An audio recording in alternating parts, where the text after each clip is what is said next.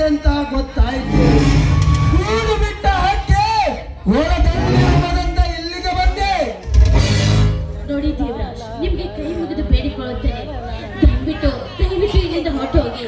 ಯಾಕಂದ್ರೆ ನನ್ನೆದ್ರು ಬೇರೆ ಹೊಲದಲ್ಲಿ ಕೆಲಸ ಮಾಡ್ತಾ ಇದ್ರೆ ಅವರು ಬರೋದ್ರೊಳಗಾಗಿ ಇಲ್ಲಿಂದ ಹೊರಟು ಹೋಗಿ. ನೀವು ಯಾಕೆ ನಿರ್ಮಲೆ, ಒಂದು ಪ್ರಥಮ ದಿನ ಕೂಡಿದಾಗ ನೀನೇ ಹೇಳಿದ್ದಳು ಪ್ರೀತಿ ಮಾಡಬಾರದು, ಮಾಡಿದರೆ ಜಗತ್ತಿಗೆ ಬರಬಾರದು ಅಂತ. ದೇವರಾಜ್, ಅದು ನಾನು ತಿಳಿಯದೆ ಬುದ್ಧಿಯಲ್ಲಿ ಹೇಳಿಬಿಟ್ಟೆ. ಅದನ್ನೇ ಮನಸ್ಸಿನಲ್ಲಿ ಇಟ್ಟುಕೊಂಡು ಈ ರೀತಿ ಕಾಟ ಕೊಡುವುದು ತಪ್ಪಲ್ವಾ?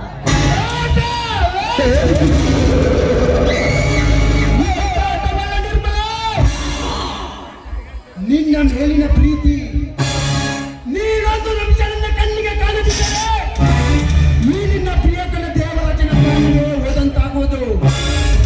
ಅದಕ್ಕೆ ನಿನ್ನ ಭೇಟಿಗಾಗಿ ಬಾಯಾರಿ ಬಂದೆ, ನಿನ್ನ ಆದರವನ್ನು ತುಂಬಿಸಬೇಕಂತ.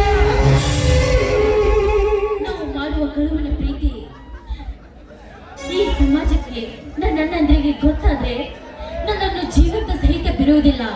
ಅಷ್ಟೇ ಅಲ್ಲ, ನನ್ನ ಅಣ್ಣಂದಿರು ಮಾನ ಮರ್ಯಾದೆ ಎಲ್ಲ ಹಾಳಾಗಿ ಹೋಗುತ್ತದೆ. ದಯವಿಟ್ಟು ನನ್ನ ಮೇಲೆ ಇಟ್ಟಿರುವ ಮನಸ್ಸನ್ನು ಕಿತ್ತು ಹಾಕಿಬಿಡಿ. ನೀವು ನಾವು ಕಟ್ಟಿದ ಪ್ರೀತಿಯ ಕಟ್ಟಡ ದೊಡ್ಡದೊಂದು ಬಂಗಲೆಯಾಗಿ ಬೆಳೆದು ನಿಂತಿರುವಾಗ ಅದನ್ನು ಕಿತ್ತು ಹಾಕಿದ್ರು ಕೂಡ ಅದರ ನೆನಪು ಮರಿಕಳಿಸದೆ ಬಿಟ್ಟಿದೆ. ನೋಡು ನಿರ್ಮಲೆ, ನೀವೇನೇ ಹೇಳಿದರೂ ಸರಿ, ನಾನು ಮಾತ್ರ ನನ್ನ ಜೀವನವರೆಗೂ ನಿನ್ನ ಕೈ ಬಿಡೋದಿಲ್ಲ.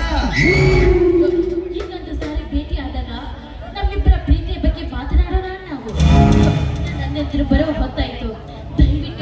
ದಯವಿಟ್ಟು ಇಲ್ಲಿಂದ ಹೊರಟು ಹೋಗಿ. ನೀವು ನೋಡು ನಿರ್ಮಲ, ನಿನ್ನ ಪ್ರೀತಿಯನ್ನು ಹಂಬಲಿಸಿ ಹಸಿವಿನಿಂದ ಬಂದ ಈ ಪ್ರಿಯಕನನ್ನು ಹಾಗೆ ಕಲಿಸುತ್ತದೆ. ಪ್ರೀತಿ ಪ್ರೇಮ ಎಂಬ ಅನುರಾಗ ಮೂಡಿ ಬರಲಿ ಈ ನಿನ್ನ ಬಾಯಿಂದ. ನನ್ನೆದ್ರು ದಯವಿಟ್ಟು ಇಲ್ಲಿಂದ ಹೊರಟು ಹೋಗಿ. ನೀವು ನಿರ್ಮಲ, ನಿನ್ನಣ್ಣನಿಗೆ ಎಷ್ಟು ಭಯಪಟ್ಟಿರುವೆ. ನಮ್ಮನ್ನ ಕಳುವಿನಿಂದ ಪ್ರೀತಿ ಮಾಡುವ ಪ್ರಿಯಕರನ್ನು ಪಾರು ಮಾಡೋದಕ್ಕೆ ದೇವರು ಇದ್ದೇ ಇರುತ್ತಾನೆ.